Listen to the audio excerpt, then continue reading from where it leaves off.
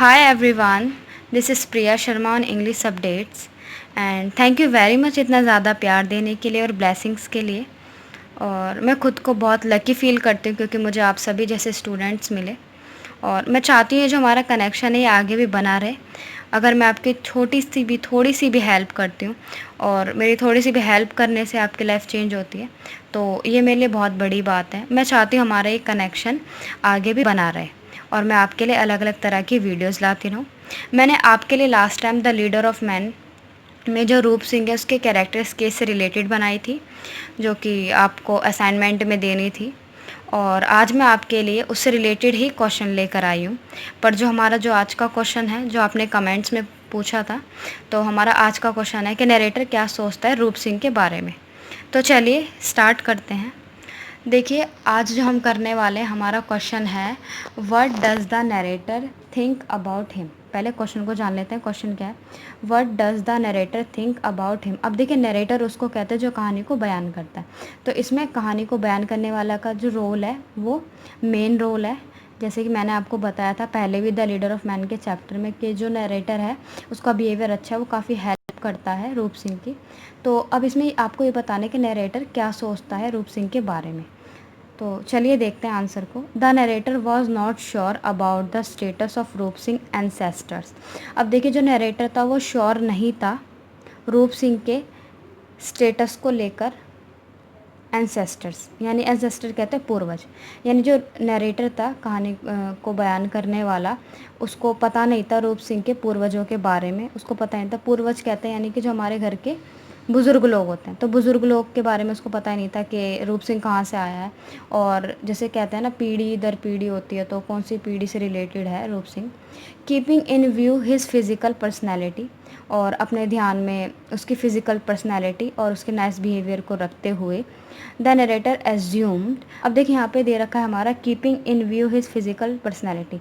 अब जो उसकी पर्सनैलिटी थी, फिज़िकल पर्सनैलिटी उसकी बहुत अच्छी थी, वो बहुत फिट और उसकी हाइट भी काफ़ी अच्छी थी, तो वो काफ़ी सही लगता था दिखने में। एंड नाइस बिहेवियर, उसका बिहेवियर भी बहुत अच्छा था। द नरेटर एज्यूम यानी मान लेना। तो नरेटर मान लेता था that his forefather must have been the leader of me the great warriors. यानी वो ये सोचता था कि जो रूप सिंह है उसके जो पूर्वज होंगे, पहले फोर फादर पूर्वज को कहते हैं, उसके पूर्वज योद्धा रहे होंगे। यानी जिस तरह की रूप सिंह की फ़िज़िकल पर्सनैलिटी फ़िज़िकल पर्सनैलिटी थी उसको देखकर जो नरेटर था उसको लगता था कि हो सकता है कि कोई योद्धा हों उसके पूर्वज रह चुके हों।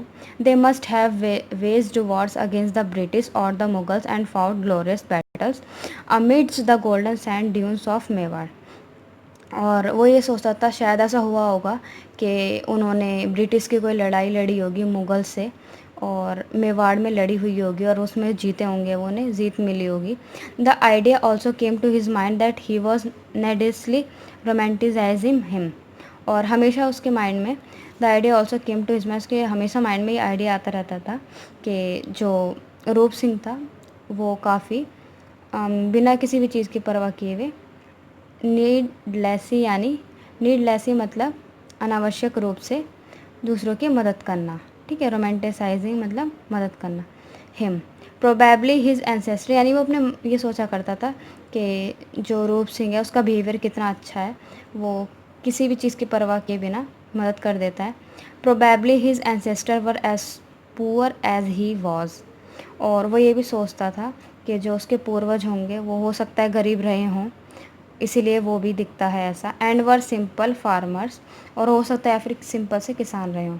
The narrator was impressed by रूप सिंह, जो नरेटर था वो इम्प्रेस हो गया था रूप सिंह से। Physical personality and fine behaviour, उसकी फ़िज़िकल पर्सनैलिटी देखकर। देखिए जो रूप सिंह था उसकी पर्सनैलिटी इतनी अच्छी थी, जैसे आर्मी में लोग नहीं होते उस तरीके से उसकी पर्सनैलिटी थी, एकदम फिट था वो, हाइट काफ़ी लंबी थी, अच्छे से वेल बिल्ट था और उसका बिहेवियर भी बहुत अच्छा था। Roop Singh also found the narrator a good person.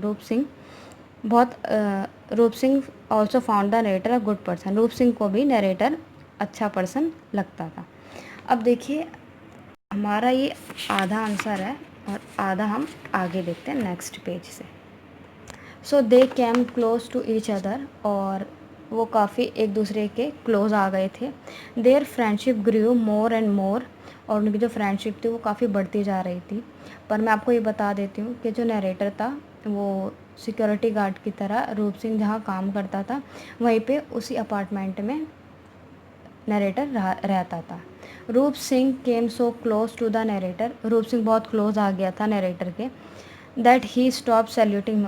वो मतलब इतने ज़्यादा फ्रेंड्स हो गए थे कि नरेटर को अब रूप सिंह ने सैल्यूट करना भी बंद कर दिया था, क्योंकि मैंने आपको बताया कि जो रूप सिंह था वो एक सिक्योरिटी गार्ड था। The narrator did not object to his doing so because in friendship, और नरेटर को इस चीज़ से कोई भी ऑब्जेक्शन नहीं था, कोई भी आपत्ति नहीं थी to his doing so because in friendship, क्योंकि वो दोनों अब दोस्त बन चुके थे। There is no scope for such regards, और उसमें किसी भी तरह की कोई भी आदर की भावना, जैसे कि रेगुलरली सैल्यूट करना जैसे कि आर्मी में करते हैं, तो उस तरीके से नहीं था। अब उनकी फ्रेंडशिप बन गई थी दोनों की। In the army a junior और the subordinate is suppose to salute his senior और सुपरवाइज़र, यानी कि जैसे मैंने आपको बताया कि जैसे आर्मी में होता है, जो जूनियर होते हैं वो सबऑर्डिनेट यानी अपने अधिकारी को सैल्यूट करते हैं, अपने सीनियर को। Superior how ever friendly they may be, वो कितने भी फ्रेंडली है पर फिर भी वो सैल्यूट करते हैं, आर्मी का रूल होता है। नाइदर द नरेटर नॉर रूप Singh was in the army, पर यहाँ पर क्या था, रूप सिंह और नरेटर दोनों आर्मी में नहीं थे, तो इसलिए उनके लिए मैटर नहीं करता कि रोज़ सैल्यूट करना है रूप सिंह को, नरेटर को। द नरेटर वॉज अ कीन ऑब्जर्वर, और जो दो नरेटर था वो ऑब्ज़र्व करता था रूप सिंह को। ही observe that Roop Singh was an honest and hard working, रूप सिंह एक बहुत ईमानदार व्यक्ति था और हार्ड वर्किंग था, नहीं बहुत मेहनत करता था, वो कठोर परिश्रम करता था। ही felt that Roop Singh had done nothing wrong by not allowing Sharma to go to Kedia's flat. ठीक है, उसे बिल्कुल भी ये नहीं लगता, ही felt that Roop Singh had nothing, उसे ये लगता था कि रूप सिंह ने कुछ भी गलत नहीं किया है। ही फेल्ट दैट, उसे यह लगता था Roop Singh had done nothing wrong, Roop Singh ने कुछ भी गलत नहीं किया, by not allowing Sharma go to Kedia's flat, यानी शर्मा को मना कर दिया था उसने फ्लैट में जाने के लिए। तो नरेटर था, उसको इस चीज़ में कुछ भी गलत नहीं लगता था, क्योंकि मैंने आपको चैप्टर में बताया था कि जब शर्मा केडिया का फ्रेंड जो होता है वो आता है तो उसको रूप सिंह मना कर देता है आने से। वो कहता है पहले मुझे केडिया से परमिशन चाहिए। He had done his duty, और उसने अपनी ड्यूटी की थी।